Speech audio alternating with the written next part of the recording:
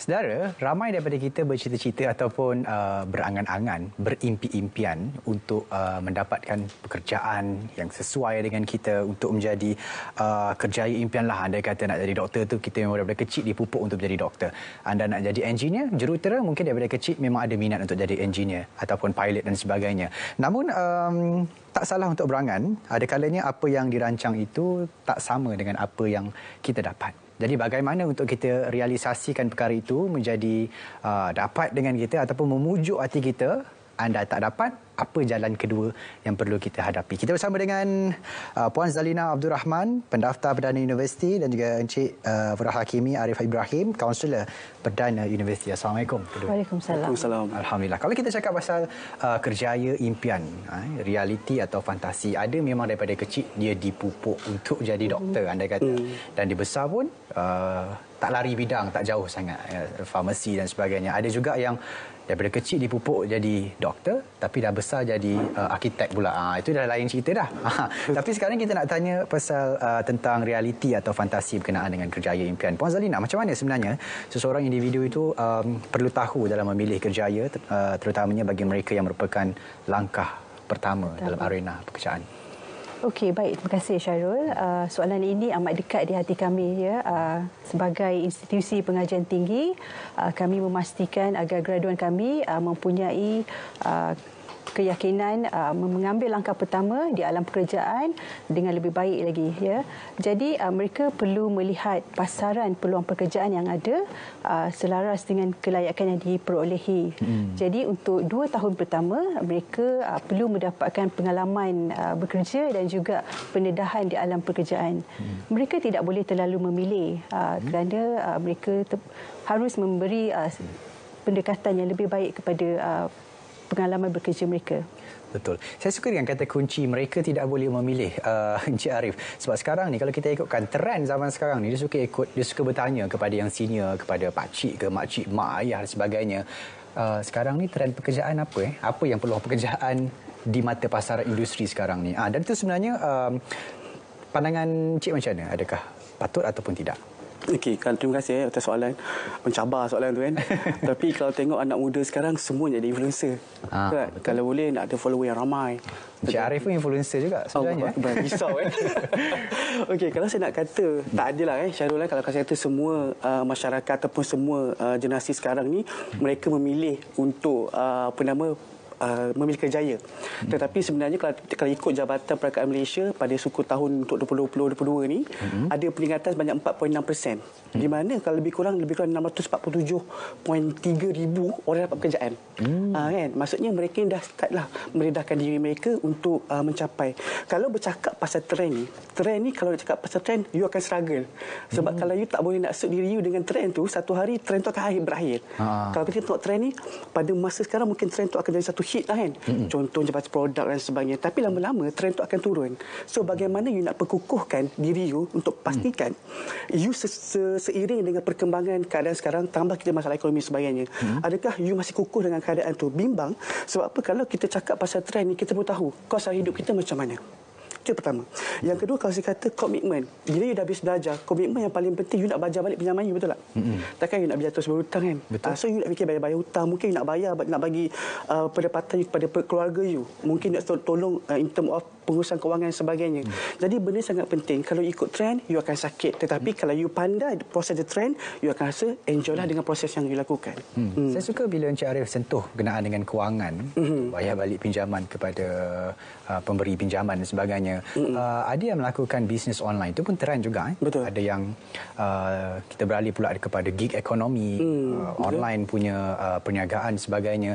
Itu trend pada zaman gini. Dan adakah pendapat Encik juga trend perniagaan online ini masih lagi relevan dalam keadaan kita beralih ke fasa endemik sekarang? Okey, kalau bercakap pasal relevan tak relevan tu, dulu kita pandemik. So rata-rata mereka yang kat rumah kan. So orang dah boleh tengok live, tutorial dan sebagainya. Tapi sekarang ni saya boleh kata majoriti dah kembali ke tempat kerja.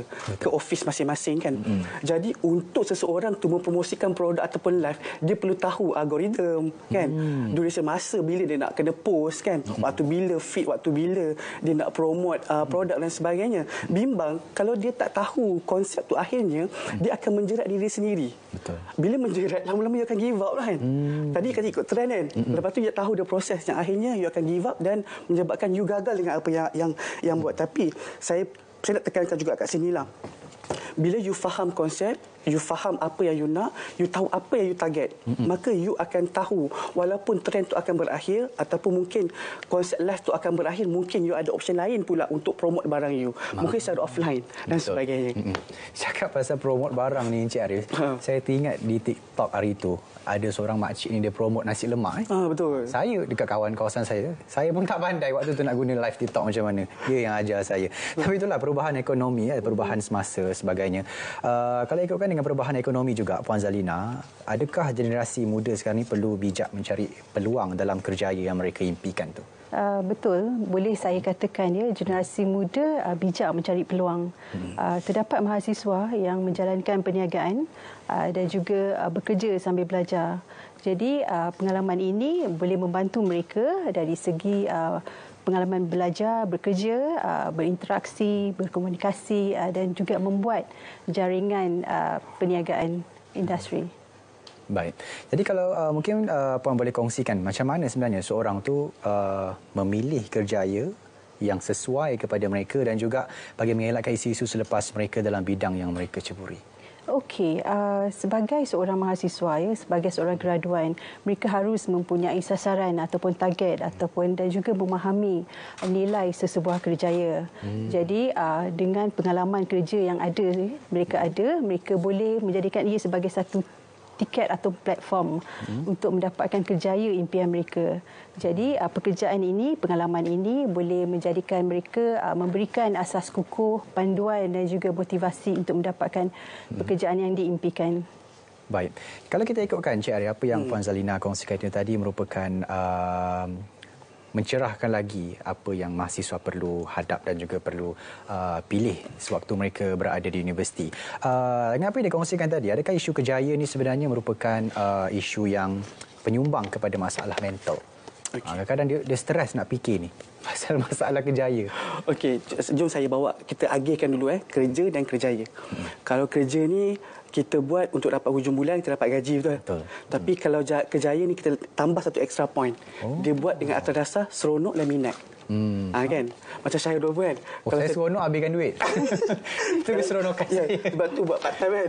Macam pun masih belajar. Macam saya tu terus saya katakan, saya sebelum ni pun dalam bukan bidang kaunseling. Saya sebelum ni perjalanan saya adalah daripada engineering. Saya sekolah menengah teknik dulu. Teknik Greek. Kemudian saya berhijrah dalam pendidikan prasekolah. Tapi tak lama, setahun. Lepas tu give up dengan belajar.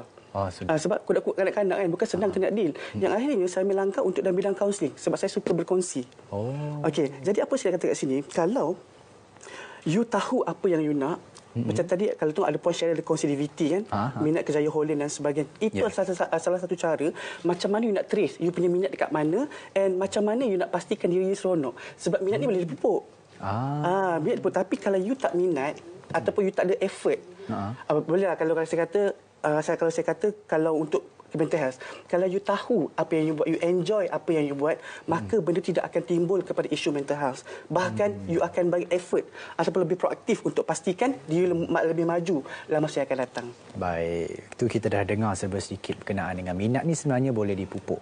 Itu sangat dekat sebenarnya dengan hati kita untuk kita pupuk minat kita sebelum kita menempuh satu alam yang baru di kerjaya ke universiti dan sebagainya. Puan Zalina, mungkin Puan boleh kongsikan sikit tips-tips berkenaan dengan generasi kini, kepada generasi kini yang mereka ingin tahu macam mana nak bersedia dalam menyiapkan diri sebelum ke arena pekerjaan itu sendiri.